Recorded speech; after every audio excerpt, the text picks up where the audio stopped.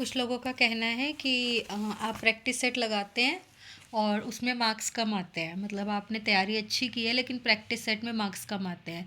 ये तब होता है जब हमारा कोई ना कोई पोर्शन वीक होता है। आप उसको नोटिस करिए कि कौन सा पोर्शन हमारा वीक है। जब आप प्रैक्टिस सेट लगाते हैं तो ये देखिए कौन कौन से प्रश्न गलत हो रहे हैं। फिर उन्हीं प्रश्नों का कॉन्सेप्ट उठाइए और पूरा पूरा उसको तैयार कीजिए।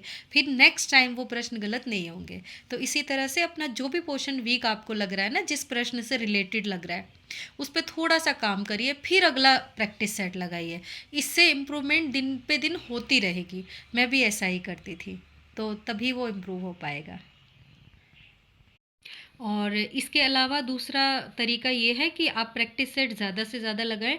जो मतलब शुरुआत में क्वेश्चन गलत होंगे वो उस दोबारा में वो गलत नहीं होंगे, है ना, क्योंकि हम वो सीख जाते हैं और बार बार जब वो प्रश्न हमारे सामने आते हैं तो फिर वो सही होने लग जाते हैं। लेकिन जो मैंने पहला तरीका बताया उस पर आप ज़रूर काम कीजिएगा, वो बहुत इफ़ेक्टिव है।